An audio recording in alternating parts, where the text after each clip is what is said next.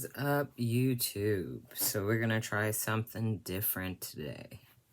My name is Kiona, and I am a servant of God.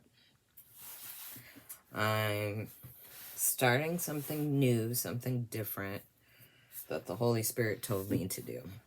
Rather than speak on a prophetic word or give people words to go by, I'm going to testify.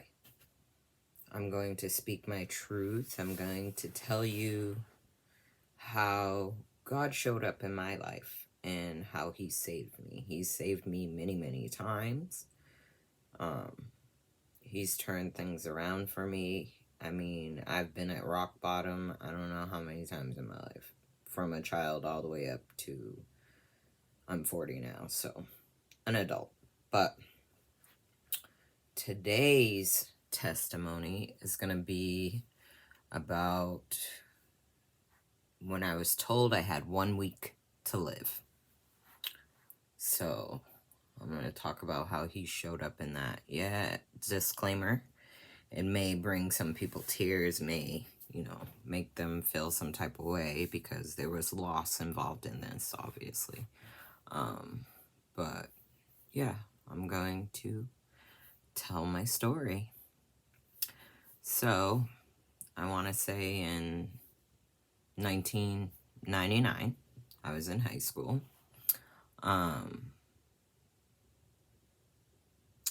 met someone through church in Boston. We were young. He was older. He was like 19, 20. But I met him. We became, boyfriend and girlfriend. We were together for some time. Long story short, I ended up losing my virginity to this man, and I became pregnant right away. So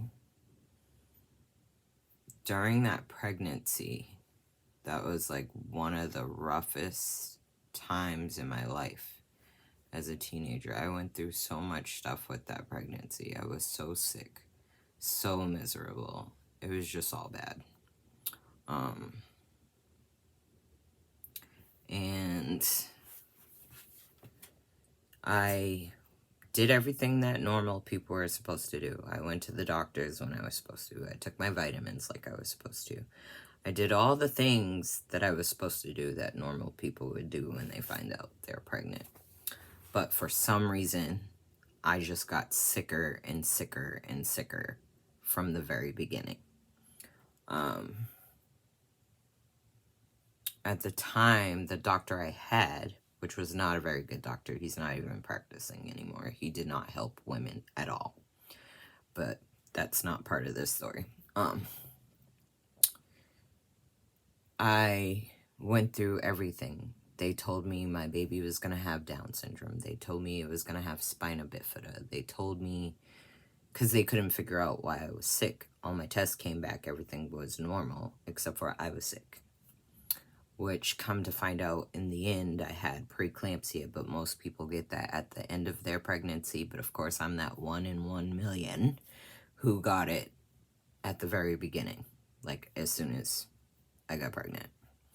So, and that would be from a gene mutation that I earned from my parents. So, back to the story. So they had me going to facilities, getting tests. I had, the amniocentesis, where they stick the needle through while you're pregnant, which could have caused miscarriage, but they don't really tell you that. Yeah, so all my tests came back. My baby was totally fine, nothing wrong. No Down syndrome, no spina bifida, nothing. So the doctor just left me be, basically just regular appointments, checking my blood pressure every now and then because my blood pressure was skyrocketing. So when I think it was I was 4 months pregnant, 4.5 months or so. I had went to church with my mother, even though I was feeling horrible. I got up and I went to church. And a lady in the church who worked for a hospital in Boston, because this happened in Massachusetts, even though I'm from California, this happened in Massachusetts. This lady in the church took one look at me and she said, "No, you have to bring her to a hospital today. Go home and pack a bag and take her to a hospital."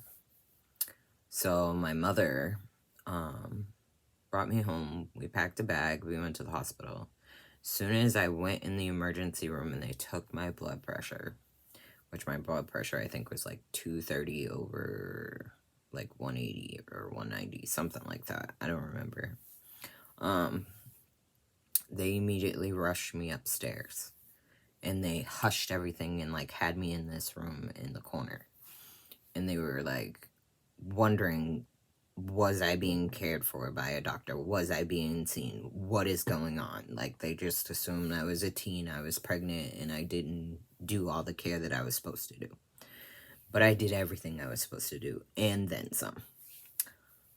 So they had me in this room. They had hooked me up to 2 IVs, one in each arm. And they had tube after tube just hooked onto them. They said that when I walked in there, my blood pressure was at the point where I should have had a grand mal seizure and I should have just died. So God held me for that time. It did not happen. The worst I had was a headache. I felt the pressure in the back of my head, but that was the fluid building up on my brain at that time.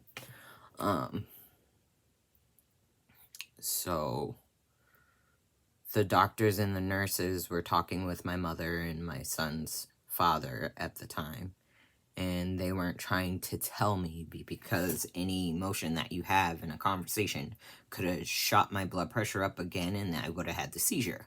So they weren't trying to tell me, but I overheard it. I heard the doctor tell my mother that today's Sunday. If we don't get that baby out of her, she's not going to make it to next Sunday. So basically, the baby was killing me from the inside. That was a tough pill to swallow at the time. But I knew, well, I wouldn't say that I knew. At that time, of course, any mother that has a child, and whether it was an early pregnancy or not, I wanted them to keep me as long as possible so that my son could live. That was my purpose. I didn't want services on me. I wanted my baby to survive. That's all I thought of, was just save my baby. And because I was 17, I didn't have that option. My mother was the one who could sign the papers, so therefore she signed them for them to induce me and give birth to my son to save my life.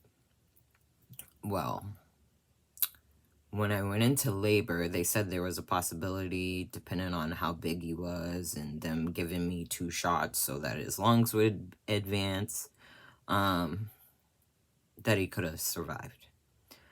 But during labor and delivery, and me being drugged up, because they kept me drugged, like, a lot.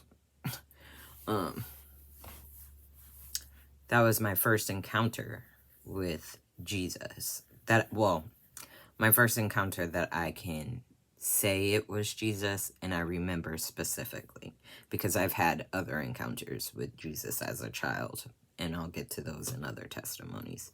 But this is like my major one that I like remember word for word everything. So I was in the room. I was being induced. I was going through labor. It was almost time to deliver my son. And I remember the monitors. They didn't put the heartbeat monitor on in case he stopped breathing before I gave birth.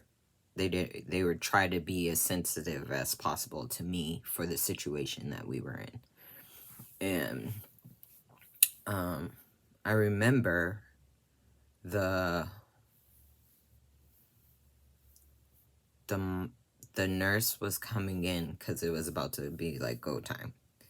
And right before she came in, I was laying in the bed and I was like holding my stomach and I was praying to myself, like, Lord, just let him live, let him live, let him live. And Jesus showed up with people in the room. They didn't know he was there, but I knew he was there. And that was the first time I heard his audible voice where he told me, it's time. And I was like, it's time. And he was like, yeah, it's time. And I thought he meant like me, like, okay, I'm taking you now type thing. And no, it wasn't me. He took my son. That was the time I knew that my son was in good hands, though. That was God's way of showing up and showing me that it wasn't my time to leave, but my son will be there in heaven with him, waiting on me. So that was like my first full encounter with Jesus. And so when the nurse finally came in and they went to go check for a heartbeat, I knew he was gone. And so they went to go check and put the monitors on me, and I told the nurse point blank, even my mom and sister were in the room and they were shocked. And she went to go put the monitor to see, and I was like, no, he's gone already. And they were like, what? And I was, yeah, he's gone. And I never did explain to them, not until my late 20s after I had other kids, that Jesus showed up. And I remember to this day, after he took him in that moment before the nurse came in, he gave me a peace that came over me that I had never felt before at that time. I felt his peace like that again later on in other situations. But it's a peace that surpasses all understanding, like it is written in the Bible. Yeah, he granted me that moment of peace because he knew I needed it. And yeah. And I stayed in the hospital after that for a couple of weeks, did my recovery, went through all the stages of postpartum and all that good stuff, but God was with me. And that was one moment. I mean, it was a tough situation to deal with, obviously. But it was a moment of truth and a moment of understanding and knowing who God was in my life. And that he was there. And that he was watching me. And that I do have something to look for when it is my time. And that it wasn't my time yet. So, I hope this helps someone out there. I know it's kind of deep for a story, but yeah. I'm going to start sharing my testimonies because I have many, many, many of them. And I hope this touches someone out there. Have a blessed day.